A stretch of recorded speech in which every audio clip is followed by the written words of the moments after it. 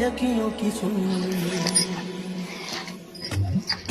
वेड्या मना सांगना खुणावती का खुणा.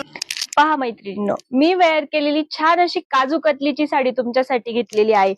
दोन्ही पण साईडला काजू कतलीची बॉर्डर येईल, छान असा पदर आणि पदरावरती टसल्स.